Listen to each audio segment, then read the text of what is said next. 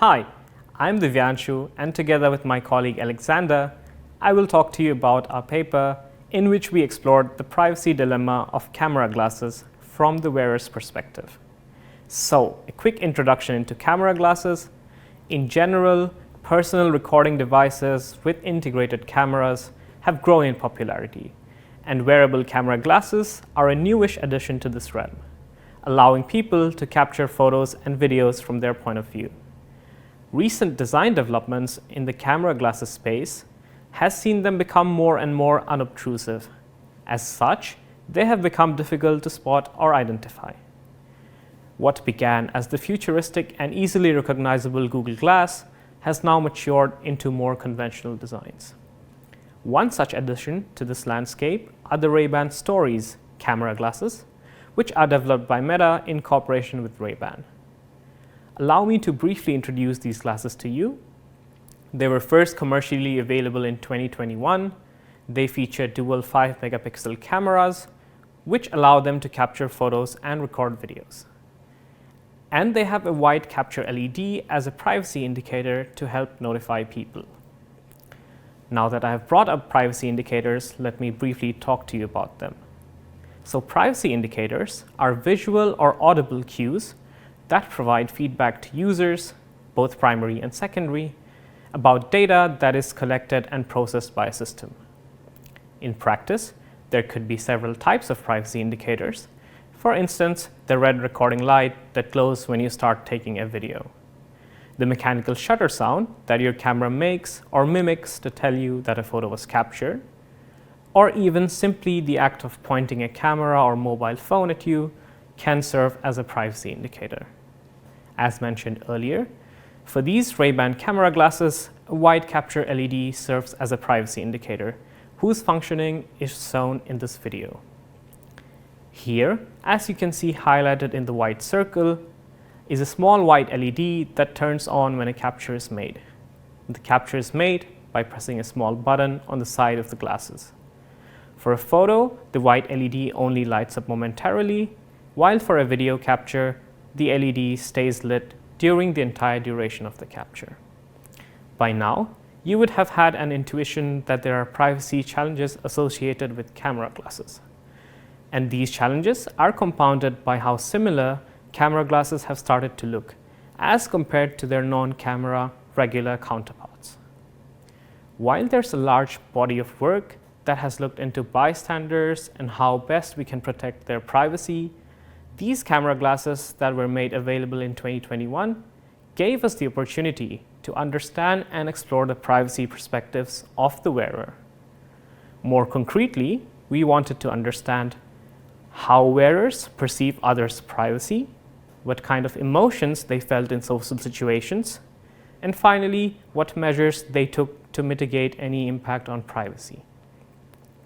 So how did we do it? To understand the wearer's perspective and collect data over a longer period of time, we conducted a 2-week-long micro-longitudinal diary study. The diary gave us an enhanced impression of the day-to-day privacy perceptions of the wearer with greater contextual detail. As opposed to a traditional pen-paper-based diary, we set up separate instant messaging diaries for the participants.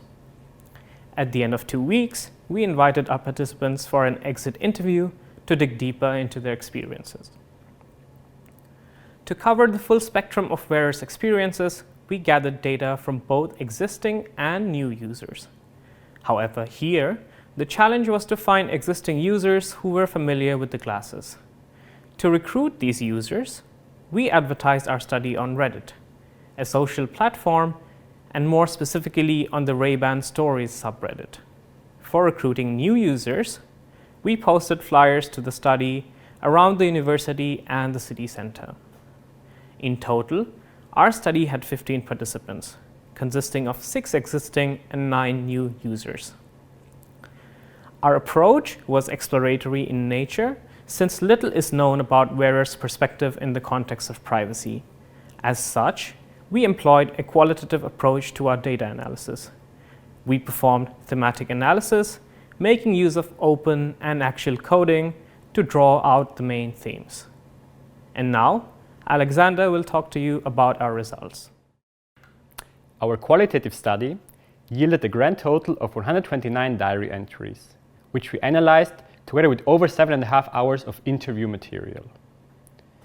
The most prominent topic brought up by our participants were the privacy indicators. For the most part, this meant the front-facing LED light. Some participants were also aware of the capture sound as a way of notifying bystanders. In general, our participants perceived the privacy indicators as inadequate and ineffective when it comes to alerting people nearby of a recording taking place. This was due to a variety of factors. First of all, our participants reported that the privacy indicators would fail under certain conditions. Since in our case, the cameras were integrated into sunglasses, they were naturally worn outdoors, sometimes in sunny environments. Wearers reported that in such conditions, it was nearly impossible to see the white LED amongst reflections and sun glare. This became especially true for observers at a distance. But also crowded environments could decrease the privacy indicator's effectiveness. When lots of movements were happening, bystanders could easily get a brief glance of the glasses. According to our participants, the LED light does not sufficiently stand out to be noticeable in such situations. Finally, some participants brought up how the LED could easily be covered. This could happen both involuntarily, by wearing a certain headgear or hairstyle, but also deliberately if someone wanted to hide their usage. A second important factor for the ineffectiveness of the privacy indicators was a perceived lack of awareness in the general population. Both our existing and new users did not expect most of their peers to recognize the camera glasses as such, or even know that such a product exists. At the time of our study, the Ray-Ban stories were still quite new and had yet to make their way into larger markets. There was little to no advertisement or news reports out there. Therefore, wearers expected most bystanders to simply recognize the stories as regular sunglasses. This perception was further enhanced by the familiar form factor the glasses come in. In contrast to previously available camera glasses, such as for example the Google glasses, Ray-Ban stories follow the design of established sunglasses. Finally, our participants stated that the interactions used to initiate a recording do not correspond to any familiar technology. Therefore, they did not expect bystanders to associate it with a picture being taken. Wearers described the act of using smart glasses as something passive, where in contrast, taking out a phone or camera to capture an image was perceived as a more active task. Zooming back out, the perceived ineffectiveness means that wearers feel like there is no way for bystanders to assert their privacy preferences, as they wouldn't even know that they are being potentially recorded. Hence, our participants believe that the burden of preserving bystanders' privacy lies entirely on the wearer. When we dug deeper into this matter during our interviews, we found that participants demonstrate a strong awareness of bystanders' privacy concerns. They also paid special attention to vulnerable groups, such as children or elderly people.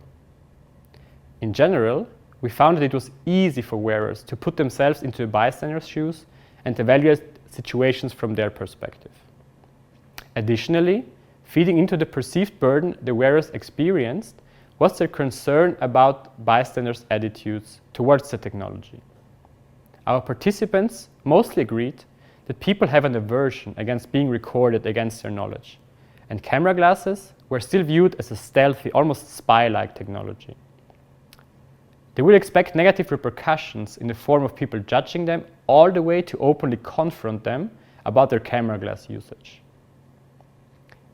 In summary, wearers were under the impression that the current technology did not sufficiently aid them in non-verbally communicating with bystanders about potential privacy invasions.